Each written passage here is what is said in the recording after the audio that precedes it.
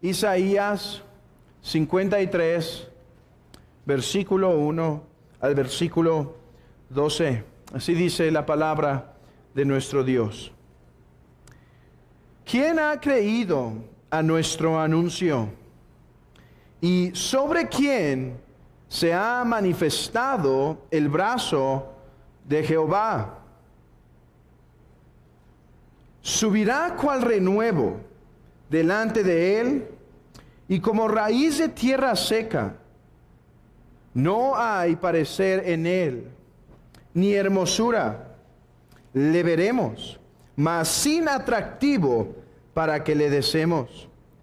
Despreciado y desechado entre los hombres, varón de dolores, experimentado en quebranto. Y como que escondimos de él el rostro, fue menospreciado y no lo estimamos. Ciertamente llevó él nuestras enfermedades y sufrió nuestros dolores. Y nosotros le tuvimos por azotado, por herido de Dios y abatido. Mas él herido fue por nuestras rebeliones, molido por nuestros pecados. El castigo de nuestra paz fue sobre él, y por su llaga fuimos nosotros curados. Todos nosotros nos descarriamos como ovejas. Cada cual se apartó de su camino, por su camino. Mas Jehová cargó en él el pecado de todos nosotros. Angustiado él y afligido, no abrió su boca. Como cordero fue llevado al matadero, y como oveja delante de sus trasquiladores enmudeció y no abrió su boca. Por cárcel y por juicio fue quitado, y su generación, ¿quién la contará? Porque fue cortado de la tierra de los vivientes, y por la rebelión de mi pueblo fue herido. Y se dispuso con los impíos su sepultura, mas con los ricos fue en su muerte. Aunque nunca hizo maldad, ni hubo engaño en su boca. Con todo eso, Jehová quiso quebrantarlo, sujetándole a padecimientos. Cuando haya puesto su vida en expiación por el pecado, verá linaje, vivirá largos días, y la voluntad de Jehová será en su mano prosperada. Verá el fruto de la aflicción de su alma, y quedará satisfecho. Por su conocimiento justificará mi siervo justo a muchos, y llevará las iniquidades de ellos. Por tanto, yo le daré parte con los grandes, y con los fuertes repartirá despojos, por cuanto derramó su vida hasta la muerte, y fue contado con los pecadores. Y habiendo él llevado el pecado de muchos, y orado por los transgresores. Esta es la palabra de Dios. Podemos sentarnos.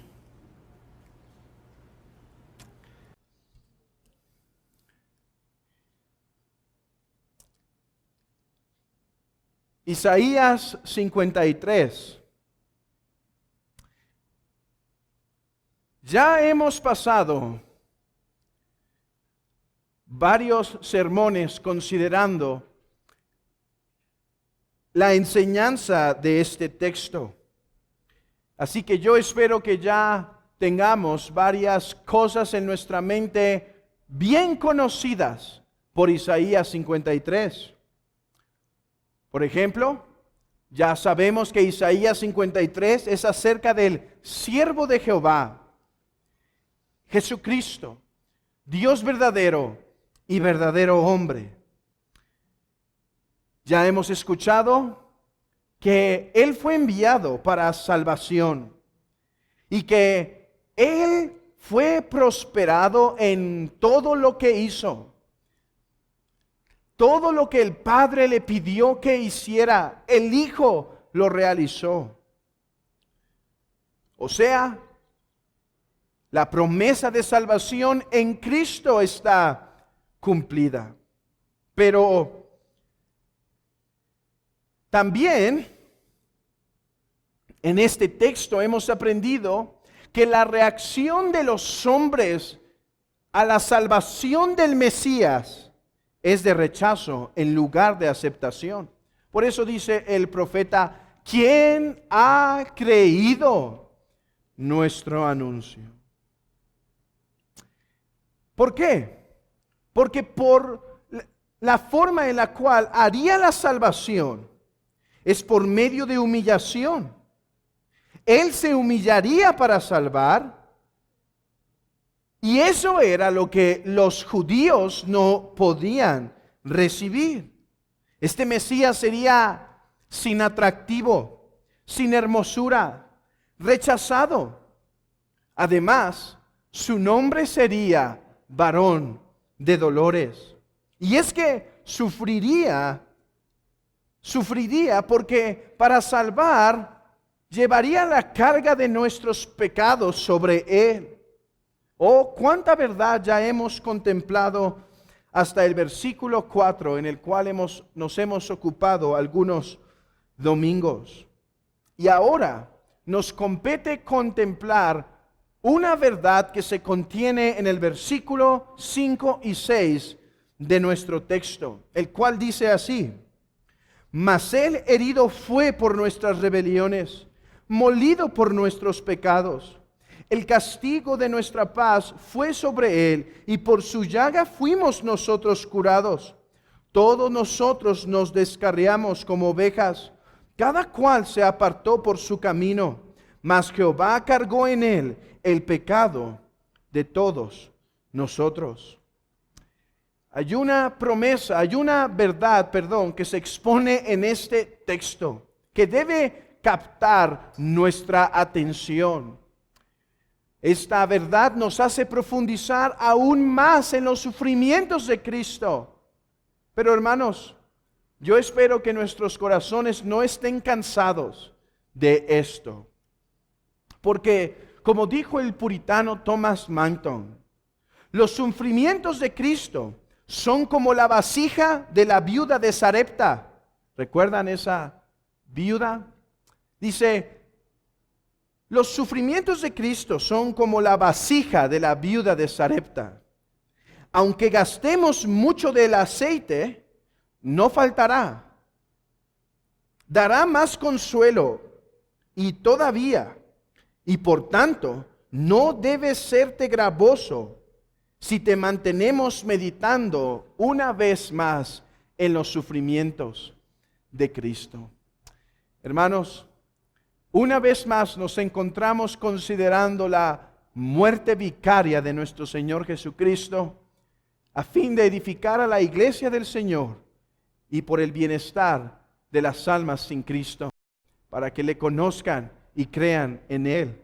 Esa es la razón por la que este domingo y probablemente 3, 4 o 5 más seguiremos contemplando la obra del Mesías en Isaías 53. Hermanos, hay una doctrina que se contiene en estos versículos. De hecho, no son los únicos 2 versículos que la contienen.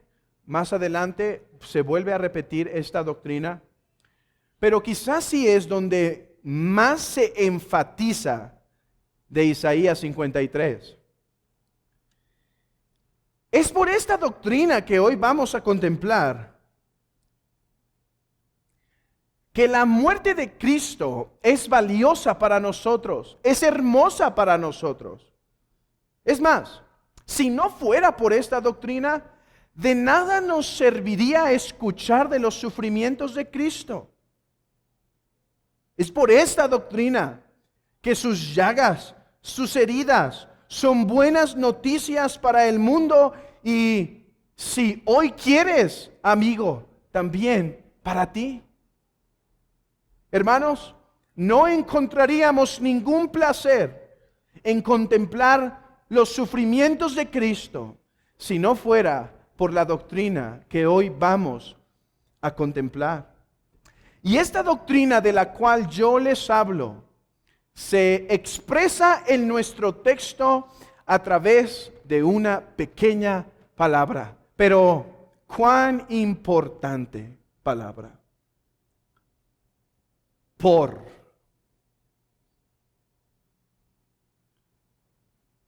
Esa es la palabra que vamos a contemplar en esta mañana. tarde. Por. En esta pequeña palabra se encuentra la razón por la cual los sufrimientos de Cristo significan algo para nosotros, hermanos. O más bien, significan todo para nosotros. Es por esta palabra, por,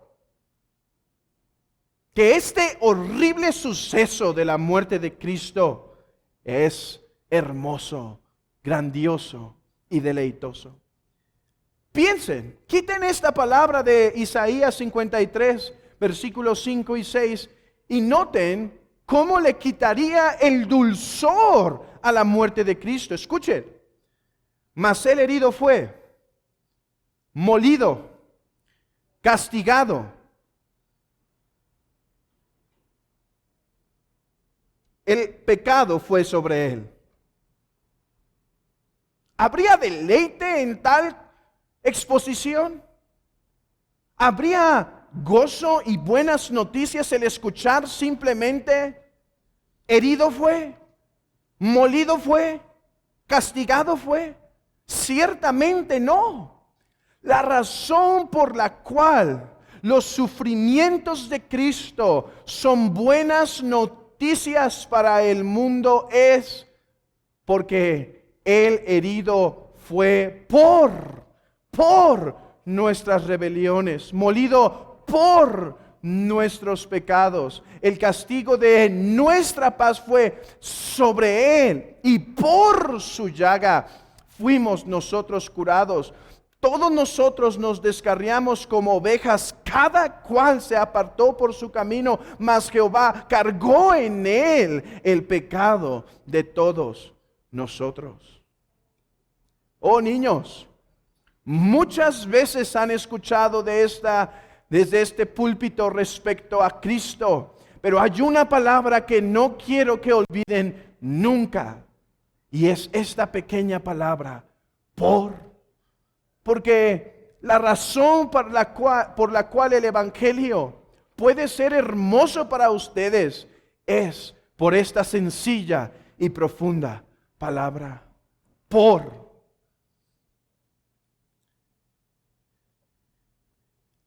¿Y qué doctrina nos presenta esta pequeña palabra por?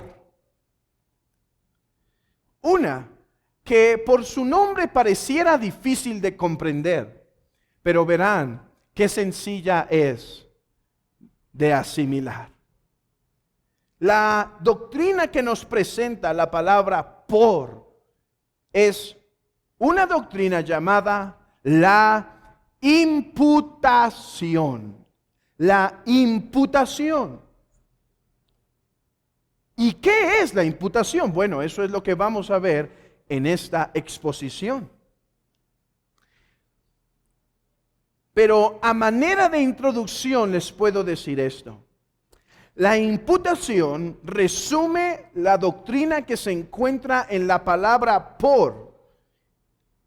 Aquel glorioso intercambio que ocurrió en la cruz.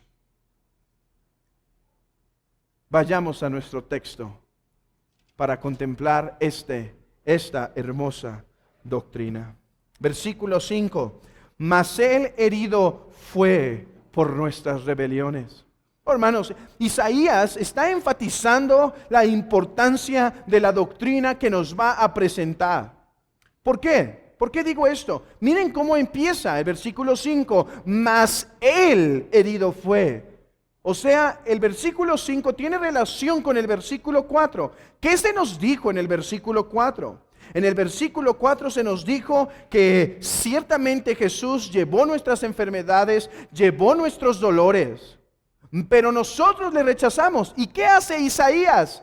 Mas él herido fue por nuestras rebeliones. Isaías sigue enfatizando que aunque los hombres cuando contemplan a Cristo le rechazan, no obstante, los hombres no entienden que cuando contemplan a Cristo deben saber que Él estaba ahí por nosotros. Isaías retoma una vez más que Cristo no estaba en la cruz por sus propios pecados, Cristo no estaba en la cruz por sus propias maldades. Cristo no estaba en la cruz por sus propias violaciones a la ley, porque Él no hizo ninguna. Ni un pecado se le halló, ni un pecado de mente, ni un pecado de mano, ni un pecado de corazón, ni un pecado en lo absoluto. Y por eso dice Isaías, aunque Él sufrió gravemente y sufrió por el pecado, no fue por sus pecados, fue por nosotros. Isaías regresa una vez más a hacer conocer a su audiencia que la razón por la cual este Mesías es sufriente, la razón por la cual este Mesías es sufriente es porque este Mesías es Mesías sustituto. Esto es, uno que haría la obra de sustitución, un fiador. Por eso Hebreos le llama a Cristo fiador. ¿Qué es fiador? Uno que toma la deuda de otro. Eso es lo que hizo Cristo. Y es lo que está enfatizando. Amigo, es muy importante que escuches de la cruz de Cristo que Él era un fiador. Es muy importante. De nada te servirá memorizarte los sufrimientos de Cristo, aprendértelas, todo el tipo de flagelación que Él sufrió. De nada te servirá escuchar de eso si no entiendes que todo eso lo padeció por nosotros. Así que lo primero que vemos en el versículo es la importancia de la doctrina que estamos a punto de contemplar. Tan importante. Oh hermanos, prediquen el evangelio a sus hijos. Predíquenle de las llagas, predíquenle de la cruz, predíquenle de la ira, pero nunca olviden hablarles de esta poderosa palabra. Pregúntale, ¿por qué estaba Jesús en la cruz? Isaías dice que fue por nuestros pecados, por nuestras rebeliones. Vean cuánto nos describe Isaías esta doctrina. Déjenme presentarles 5 frases que dice Isaías en estos versículos que nos presentan de una o de otra manera la doctrina de la imputación. Y hago esto porque quiero que esta doctrina quede bien plantada en sus corazones por medio de la palabra de Dios. No es que estamos imponiendo una doctrina sobre el texto. Quiero que vean cómo fluye esta doctrina del texto. Quiero que vean cómo es que el texto gobierna nuestra mente y por eso creemos esta doctrina de la imputación. Escuchen. Vamos al versículo 5 nuevamente. Mas Él herido fue por nuestras rebeliones.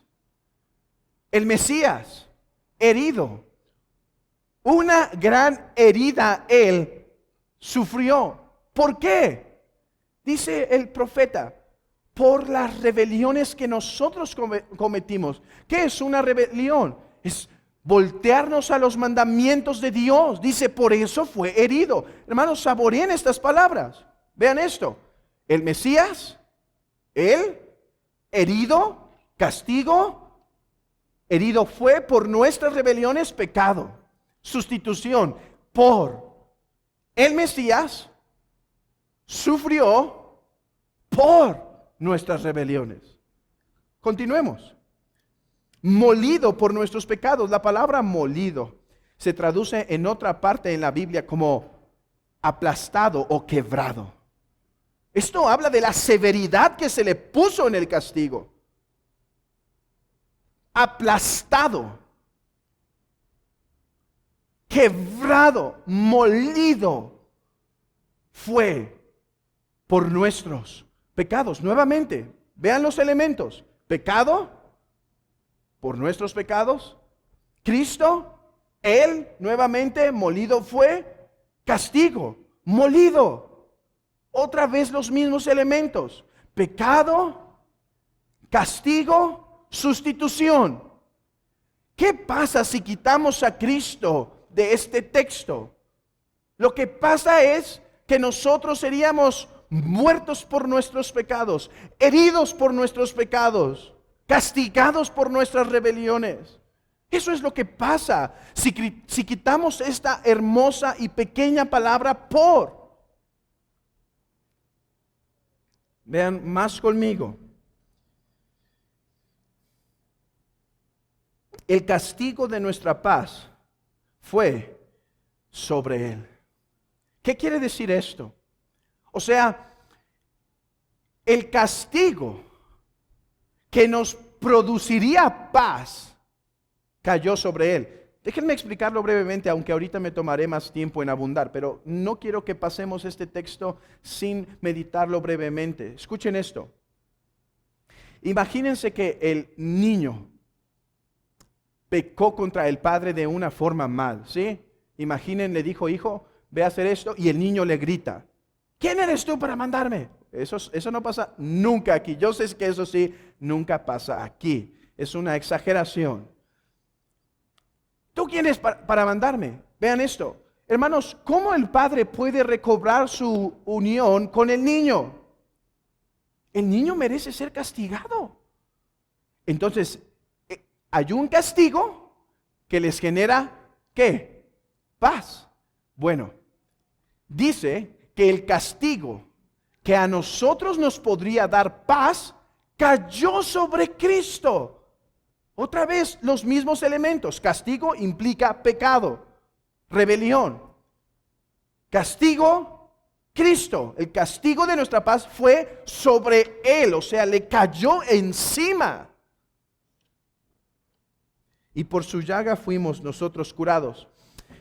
Al principio al leer el texto, pensé que esta última frase también era de la imputación, pero meditando más del texto, en este texto, creo que esta última frase, y por su llaga fuimos nosotros sanados, creo que tiene que ver con la cuestión de la santificación. O sea, por las heridas de Cristo nosotros hemos llegado a ser santificados, pero no lo pienso tocar en esta exposición, lo dejaré para una futura exposición de este texto.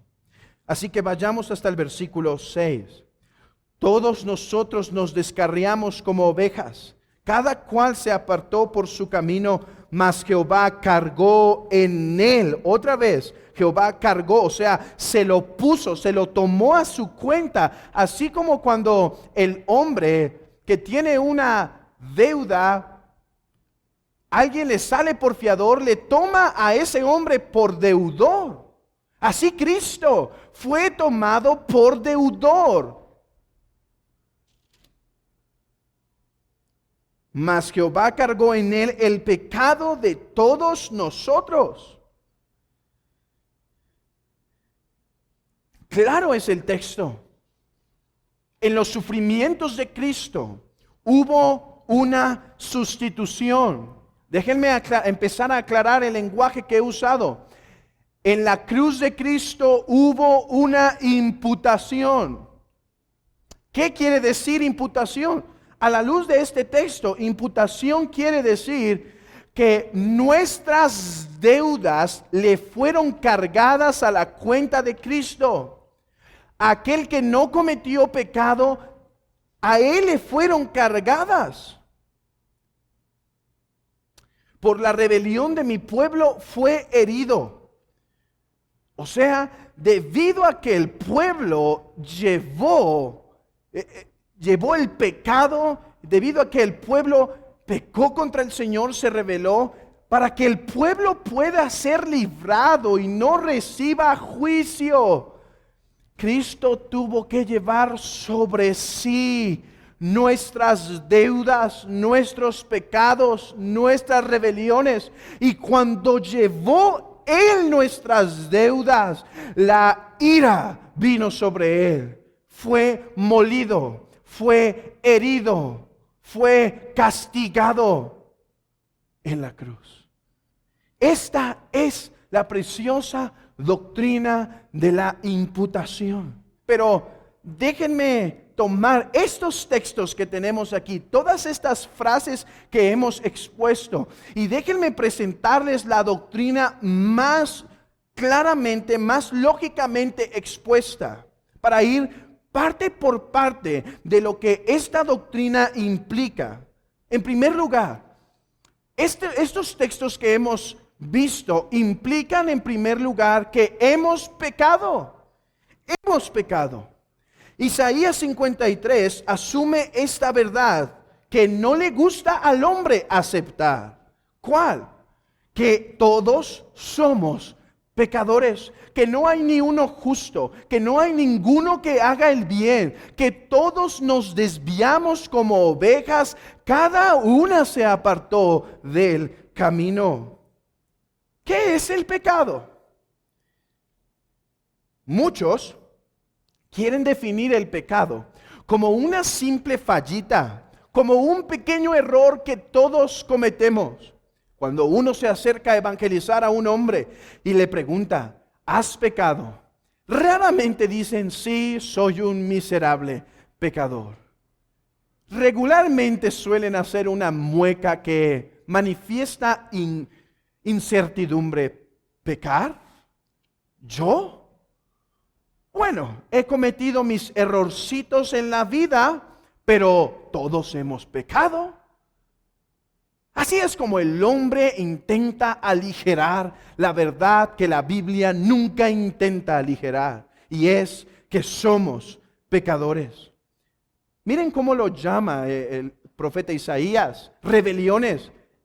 Rebeliones, el herido fue por nuestras rebeliones. Fuimos rebeldes a Dios. ¿Por qué? Porque Él nos creó para sí y ahora nosotros vivimos para nosotros mismos. Eso fue lo que pasó en el jardín del Edén. Adán fue creado para Dios, Él se le reveló.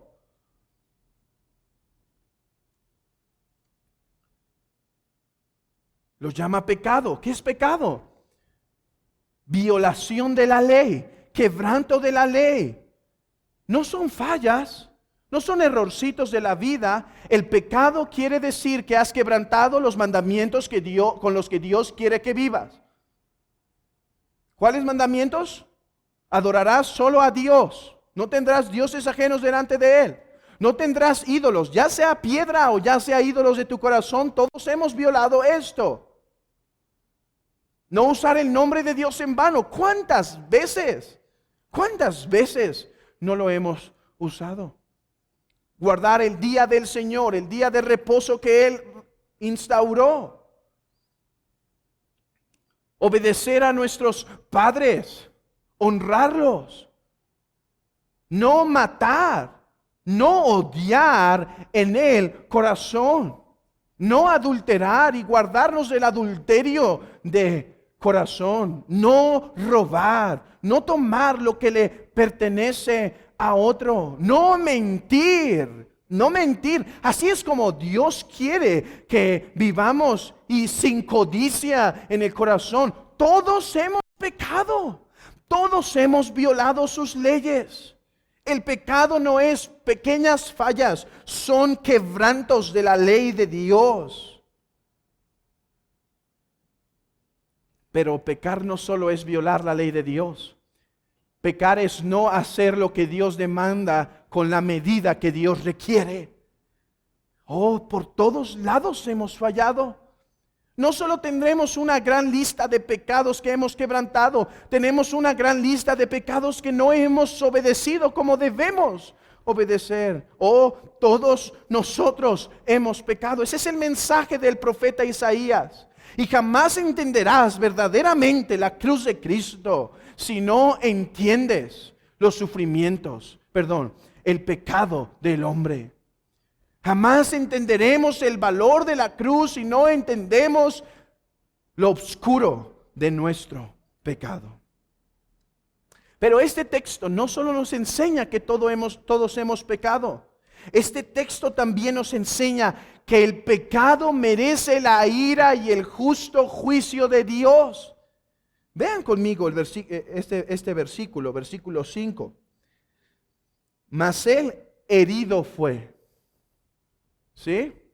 Herido, ¿por qué? Por las rebeliones. Los pecados producen una herida, un castigo. ¿Qué más? Molido fue por nuestros pecados. El pecado merece juicio.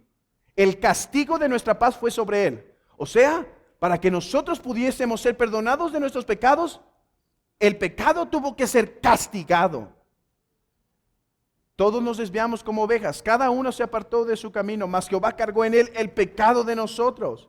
El pecado produce el justo juicio de Dios, su justa ira. El pecado trae el juicio de Dios al hombre. Miren, acompáñenme brevemente a dos textos. Isaías capítulo 32, versículo 34. Si no me alcanzan, voy a leer por causa del tiempo. Ve pues ahora, lleva a este pueblo a donde te he dicho, y aquí mi ángel irá delante de ti. Pero en el día del castigo yo castigaré en ellos su pecado. El pecado merece castigo. Vamos a un texto más, Judas. Judas, versículo 7.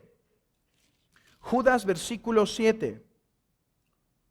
Como Sodoma y Gomorra, las ciudades vecinas, las cuales de la misma manera que aquellos, habiendo fornicado e ido en pos de vicios contra naturaleza, fueron puestos por ejemplo, sufriendo el castigo del fuego eterno. El pecado de Sodoma y Gomorra trajo juicio sobre Dios. Eso es lo que la Biblia ha intentado enseñar a través desde Génesis hasta Apocalipsis. ¿Qué produjo el pecado en Adán y Eva? Juicio. ¿Cuál? Fueron sacados de Edén. Eso es lo que intentó enseñar el arca de Noé. Sí, esa historia que los niños aman escuchar, perdemos la oportunidad de darles el evangelio cuando la presentamos solo como un montón de animalitos bonitos dentro del arca. No, dice que la humanidad había hartado a Dios por su pecado, de tal manera que subió tanto el pecado que Él dijo, voy a juzgarlos por su pecado. El arca es la manifestación del juicio de Dios. Pero ahí ya se nos anticipaba la salvación en Cristo, el arca, en el cual 8 se escondieron y fueron salvos. Oh, esa es la única manera de pasar el juicio de Dios, estando escondidos en el arca, estando detrás de la puerta con sangre, para que el ángel de justicia no pase. Esto debe quitar 2 ideas comunes de nuestra sociedad. Uno, que piensa que el pecado no es grave. No, es tan grave que trae el juicio de Dios. Ve que grave. Tú que vives indiferente a la cruz de Cristo, ve esto. El pecado trae el juicio de Dios sobre ti. Tú dirás, no lo siento. No importa, no quiere decir que el juicio de Dios no está sobre ti. Y por último, no quiere decir que el juicio de Dios no caerá sobre ti. ¿No pasó eso en el tiempo de Noé? ¿Qué dice? Que el pregonero de justicia, Noé, empezó a proclamar, y todos ¿qué? Se casaban, se daban en casamiento, festejaban y todo, y de repente el juicio vino. Y de repente el juicio cayó. Que no sientas la ira de Dios no quiere decir que no está sobre ti y no vendrá sobre ti. El pecado merece juicio. Oh, no puedes caminar después de haber escuchado esto. No puedes caminar como si nada ha pasado por tus oídos. Mira lo que dice el texto, que la ira de Dios está sobre ti, que has pecado.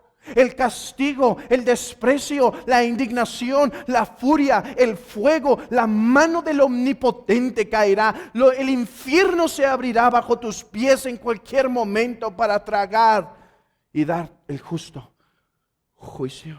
Oh, es por eso, hermanos, que no hemos de gastar tiempo con nuestros pequeños, tanto como sea, cada día como podamos, predicarles el evangelio. Predicarles una y otra vez, presionarlos hasta que lleguen a Cristo.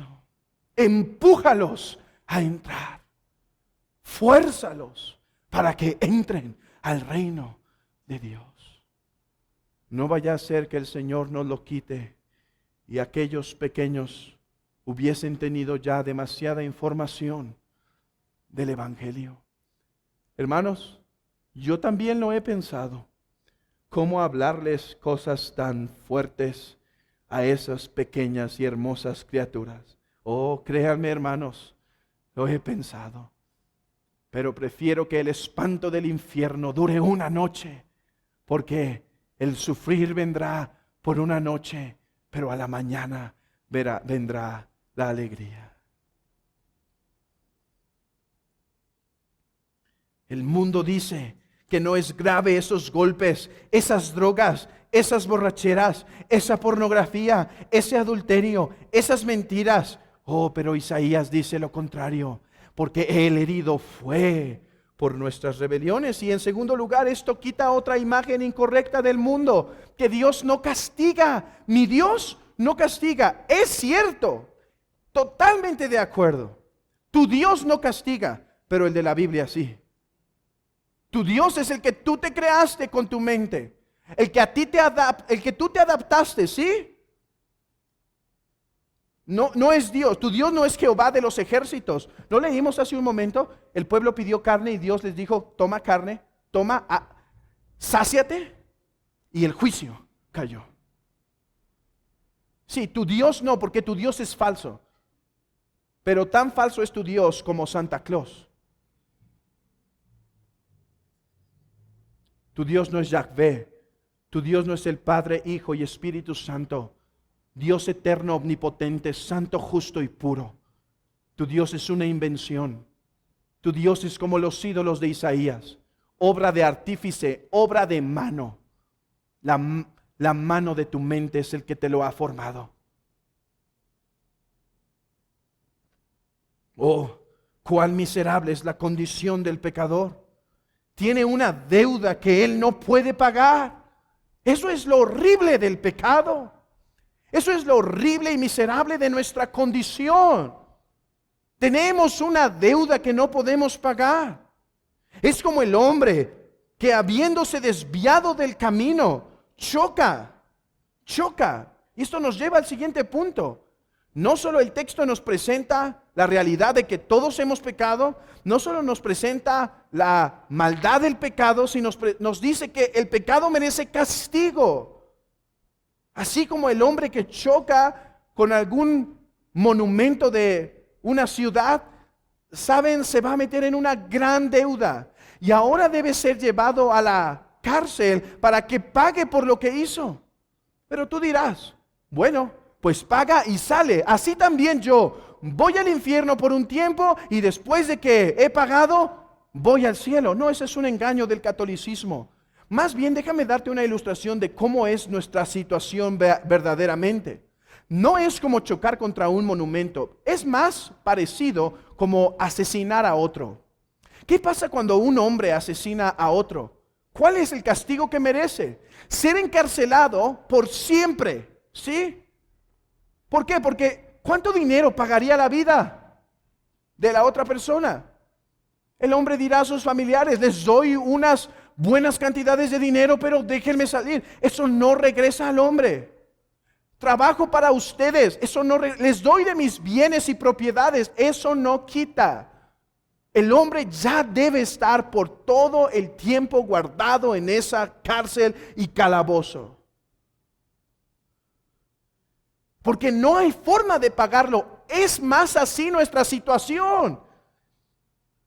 No es que no podamos pagar porque nos faltan tanto. No podemos pagar porque es imposible pagarle a Dios por nuestros pecados. Porque hemos ofendido a un Dios hemos ofendido a Dios. Piensa tan solo eso. Piénsalo un momento. Hemos ofendido a Dios.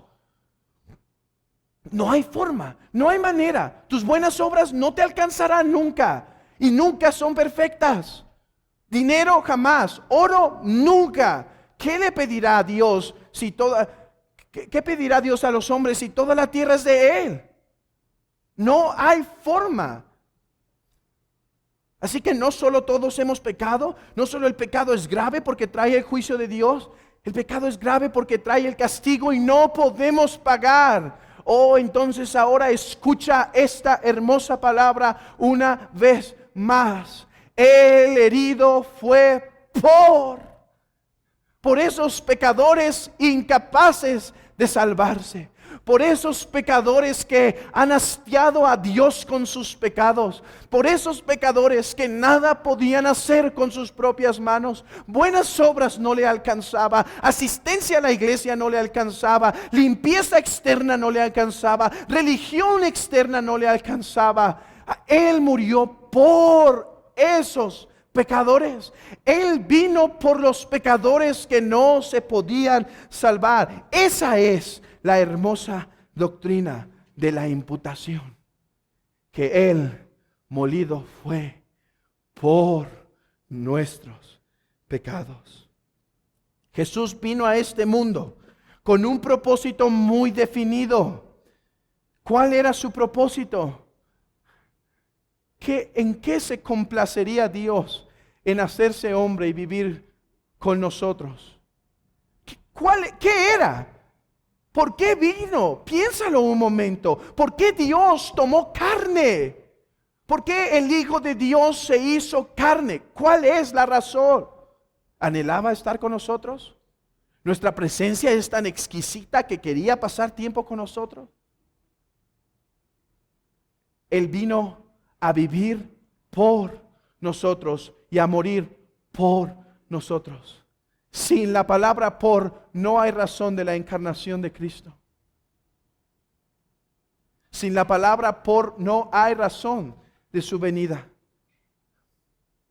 Por nosotros vino a vivir y a morir.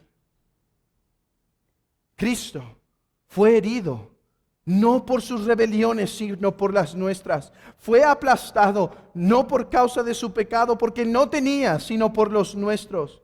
Jesús fue castigado por nosotros, y ese castigo es el que nos da paz. Tantas veces se dijo esto en el Antiguo Testamento: sustitución. Es por eso que los sufrimientos de Cristo, hermanos, considerémoslo un momento. Los sufrimientos de Cristo no son a la mente natural, no son a la mente agradables.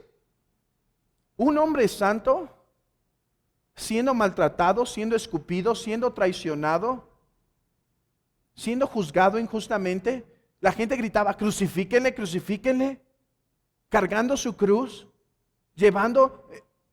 metiéndole clavos en sus manos, en sus pies, después de haber sido lacerado. Hermanos, ¿qué? No habría nada hermoso en eso si no fuera porque creemos que eso fue por sustitución, por nosotros. Cada golpe, cada clavo, cada hora, cada minuto en el madero, sustitución. Él nada debía, hermanos. Hermanos, todo estuvo planeado para ese momento. No creamos que le cayó de sorpresa. No pensemos que le sorprendió en el camino. No, así estaba profetizado 700 años antes. Cada detalle, cada espina que le atravesó, cada clavo que le colgó, cada uno de esos, todo estaba planeado. El Padre así lo había designado, que el Hijo sufriera amargamente en el madero como sustituto de los rebeldes pecadores, nosotros.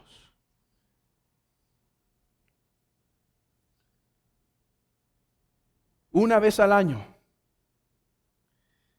el pueblo de Israel veía esto representado de una forma muy clara. Una vez al año se escogían 2 corderos para el sacrificio.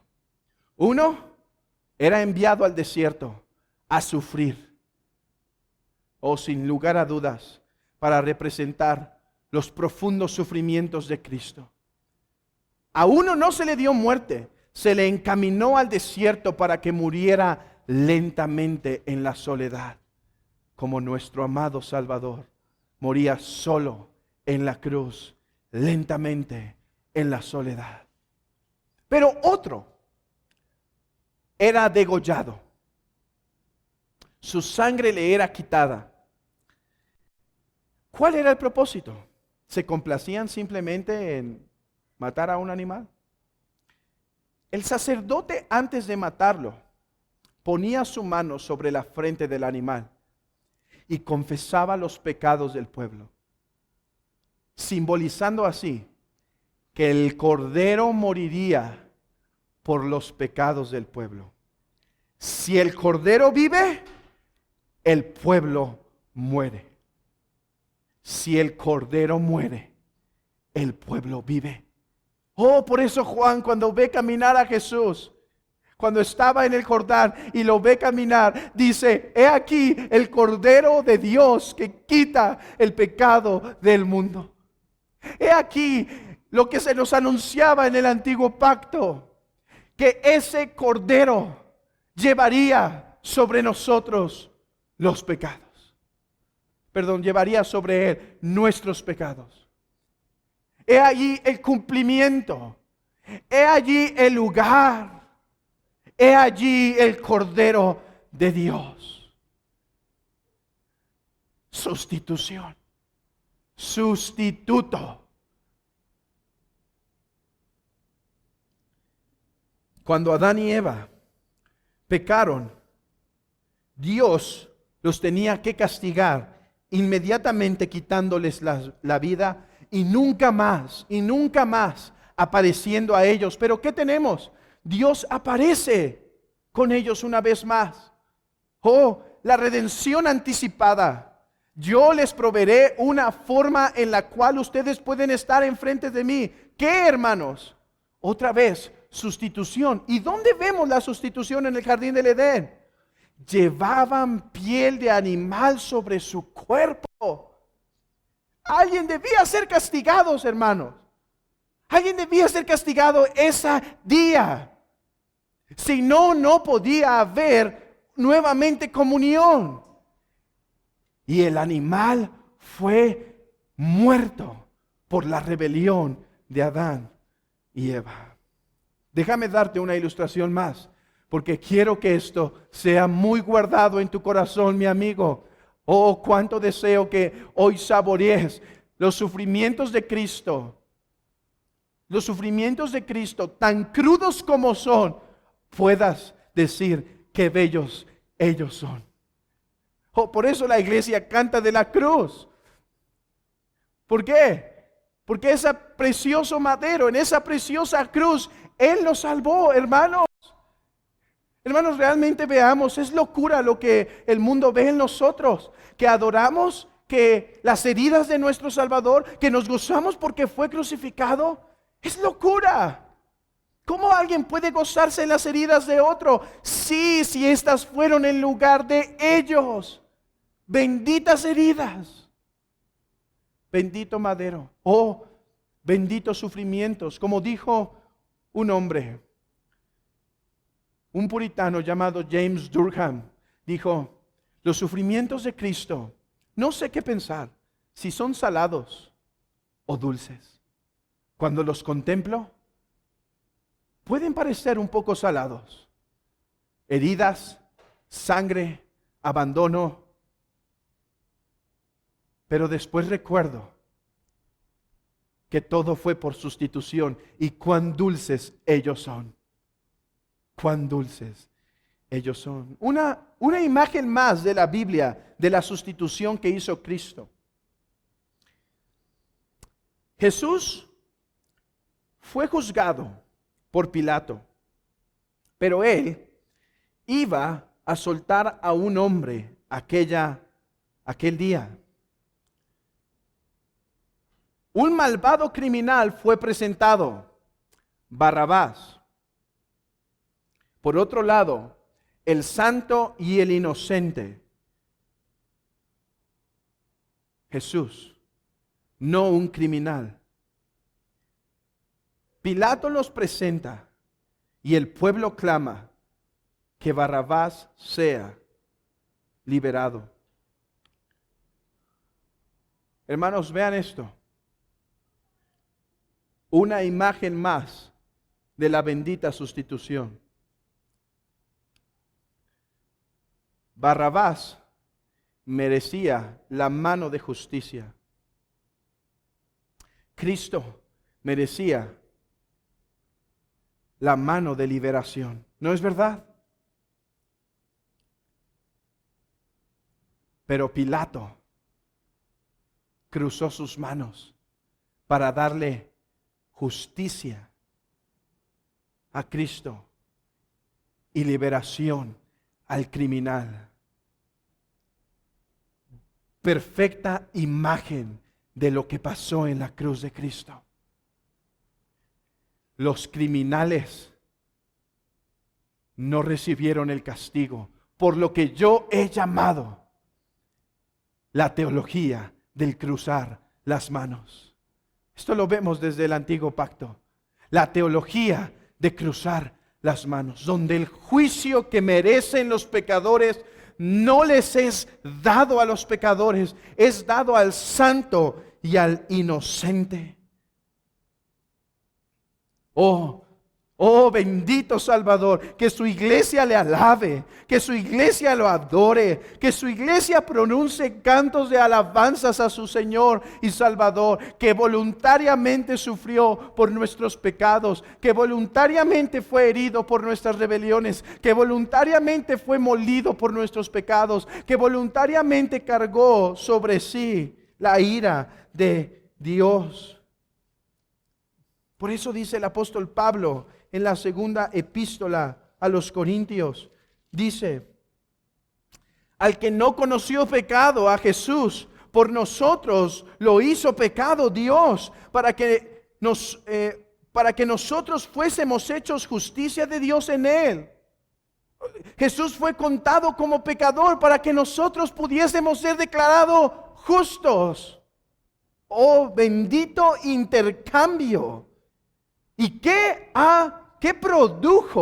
produjo este intercambio? Sanación, liberación, paz con Dios. El resultado del sacrificio voluntario de Cristo, el resultado de la herida de Cristo, el resultado de haber sido molido, el resultado de este castigo doloroso y cruento, fue darnos paz y quitar nuestros pecados. ¿Sabes qué pasaba el día que el sacerdote confesaba los pecados en el Cordero? Dice que la presencia de Dios descendía con el pueblo. Paz, shalom, paz con el pueblo. Eso es lo que se produjo en la cruz. Paz con Dios por medio de nuestro Señor Jesucristo. Paz, allí quedó satisfecha la ira de Dios. Allí quedó resuelto nuestro pecado. Allí fue todo el pagado. Por eso dice Pablo en otra epístola, en la epístola a los Colosenses, en el capítulo 1, versículo 20, y por medio de él reconciliar consigo todas las cosas, así las que están en la tierra como las que están en los cielos, haciendo la paz mediante la sangre de su cruz. Consumado es, dijo estando colgado, consumado es, está terminada. Padre, ya no hay más deuda. Padre, la he pagado toda. Padre, he recibido su justo castigo, he recibido su justo juicio, he recibido la justa ira que merecían. Padre, ya no hay más ira en la copa. Consumado es. Y exhausto por haber llevado la ira de Dios sobre sus hombros,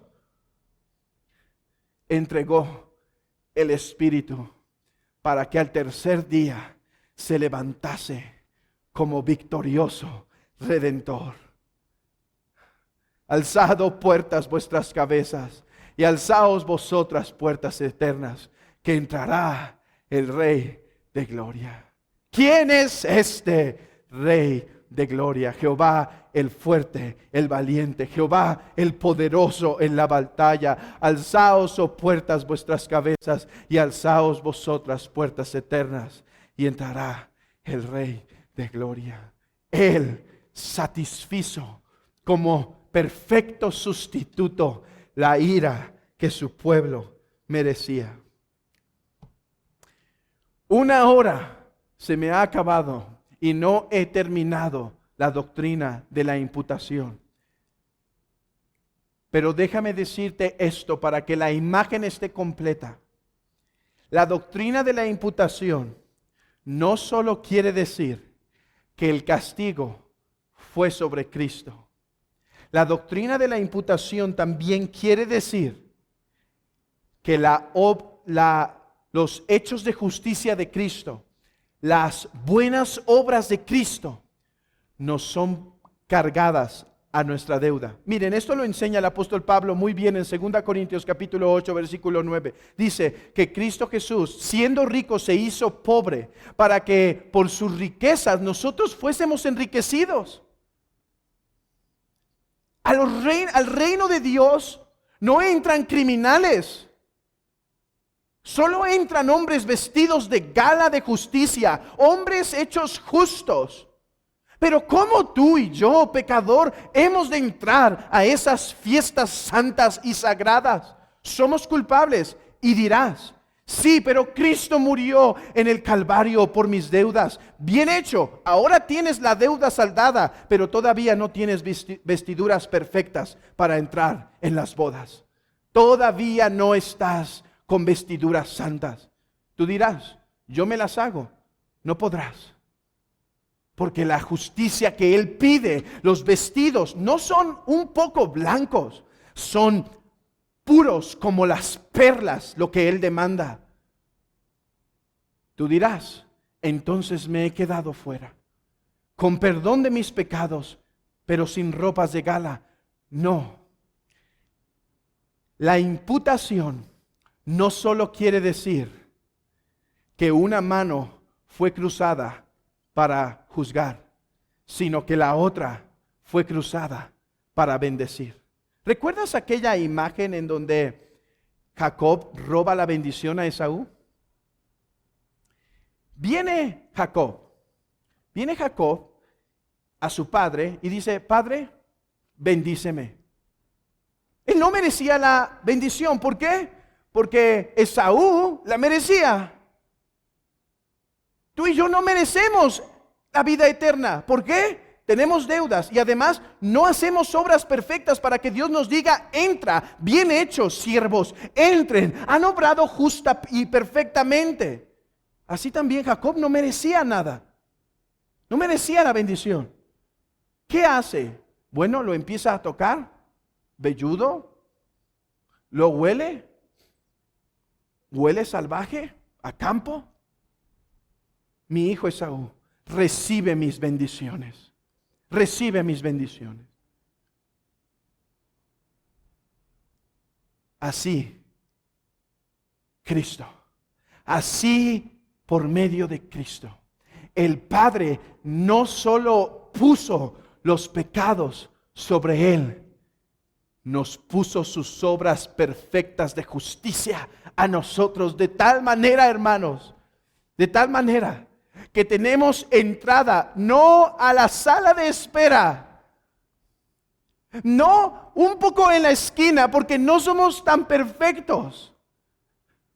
Tenemos entrada en la mesa principal, porque las vestiduras que nos han sido dadas son las mismas que su Hijo posee. Son las mismas obras justas, son las mismas obras de perfección, de tal manera que no nos quedaremos en la sala de espera, entraremos hasta su presencia, hasta la comunión. Porque cuando Él nos tiente, las ropas perfectas de su Hijo nos cubrirán. Y cuando Él nos huela, las obras de justicia de su Hijo será nuestro aroma. Oh, mi amigo, considera cuán miserable es estar en una condición de pecado sin Cristo. Pero ve la misericordia de Dios. Ve la misericordia de Dios. Mandó a su Hijo para que fuese castigado por nuestros pecados. más misericordia. No hay, no la hay. No digas en tu corazón, pues si ya murió por mí, está bien. Porque recuerda, es necesario creer con fe verdadera, arrepentimiento, este mensaje. ¿No dice así el profeta? ¿Quién ha creído a nuestro anuncio y a quién Dios ha salvado? Es aquel que cree. Por eso Pablo dice, el evangelio es poder de Dios para salvar, y yo espero que lo veas. Es poder para salvar porque en su Hijo fue castigado y ahora nosotros podemos ser perdonados. Pero ¿qué dice el apóstol Pablo? El evangelio es poder para salvar a todo aquel que cree. A todo aquel que cree. Al judío primeramente, pero también al griego, en otras palabras, también al gentil. Amigo, no hay otra forma en la cual puedas hacer paz con Dios. Es solo por el Señor Jesucristo.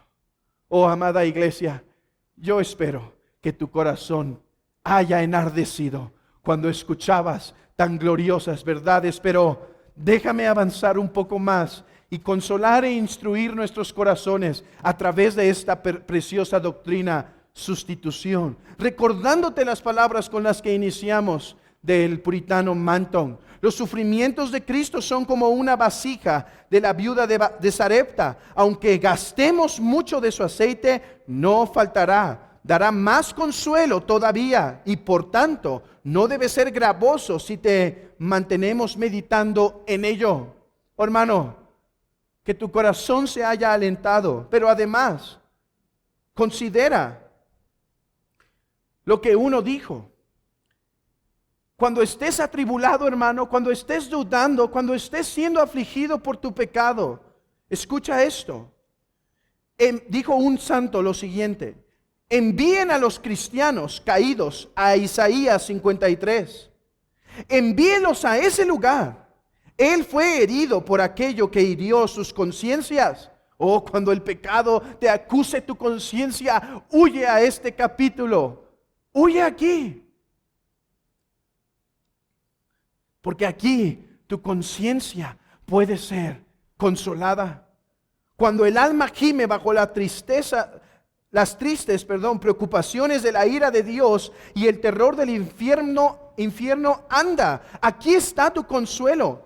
Él fue herido por nuestras transgresiones. He hallado redención, Señor. Aquí he encontrado redención. Muéstrale las heridas de Cristo, Señor. No perdonarás en un siervo lo que castigaste en un hijo. ¿Qué hay en el pecado que no haya en los sufrimientos de Cristo? Oh, si dudas del perdón de Dios, si dudas de su recepción, porque eres grande pecador, porque todos hemos pecado. Mira, ve a Isaías 53 y contempla a ese siervo sufriente. No hay nada de nuestros pecados que en sus heridas no han sido sanadas. Contempla su amor por ti aquí. Contémplalo como sustituto y ve cuánto te ama. Se dice que había una operación para identificar la enfermedad de uno, en donde le era abierta una gran herida para verle su condición. Pues tú puedes ver las entrañas de su amor a través de sus heridas. ¿Quieres saber cuánto te ama? Como sustituto se puso en tu lugar. Hermano, por otro lado, aprende a aborrecer el pecado contemplando a Cristo como el sustituto. Aborrecemos lo que lastima a nuestros amigos. ¿Permitiré en mi seno lo que Dios aborrece? Mediten en esto ante la menor incitación de la borrachera, adulterio y cualquier pecado que nos intente acechar. Sé movido a santidad. Cuando contemples la sustitución de Cristo, di en tu corazón: ¿volveré a pecar por lo que Él murió? ¿Cederé nuevamente y tomaré deleite por lo que Él fue castigado? Oh, hermanos, que su amor nos mueva a servir con sumo sacrificio. No nos confundamos. El cristiano no hace sacrificio para ganar su salvación. Es imposible. El cristiano hace sacrificio y se presenta como sacrificio vivo a Dios por gratitud a las misericordias de Dios. Oh, hermanos, tengo que repetir una vez más este texto para ustedes. Os ruego por las misericordias de Dios que presentéis vuestros cuerpos en sacrificio vivo, santo, agradable a Él, que es vuestro culto racional. Hermano, ¿hay sacrificio en tu vida cristiana? ¿Hay dolor y empuje en tu vida cristiana? Si no, déjate doy una receta. Ve a Isaías 53 y contempla al siervo sufriente. Hermanos, lleven a los pecadores a Isaías 53. Lleven a los que están sin Cristo. Spurgeon cuenta la historia de un hombre que, estando afligido por su pecado en su corazón, le dijo a su pastor: no regresaré hasta que encuentre en este libro la salvación de mi alma. Porque mi corazón está afligido, pero ¿cómo es que Dios me puede salvar? Y dicen que empezó en Génesis. Saltó mucho y no lo vio. Pero siguió a Éxodo, mucho del Evangelio, pero no lo vio. Estaba afligido. Sus lágrimas no le permitían ver al gran Salvador. Pasó Levítico, no lo vio. Llegó hasta Job, no lo encontró. Y en los Salmos, todos mesiánicos, pero no encontró al Mesías. Llegó a Cantares y lo malinterpretó. Porque a Cristo no vio. Pero llegó a Isaías, capítulo 53, y no lo pudo perder. Y entonces dijo en su corazón: he encontrado la paz con Dios por ese precioso Salvador. Oh, hermanos, que la iglesia de Cristo sea consolada y los pecadores sumamente empujados a abrazar a Cristo por la fe. No te quedes afuera, pecador. No te quedes fuera al haber escuchado tal mensaje de redención, que el Hijo de Dios fue el sustituto de nuestras deudas y nuestros pecados.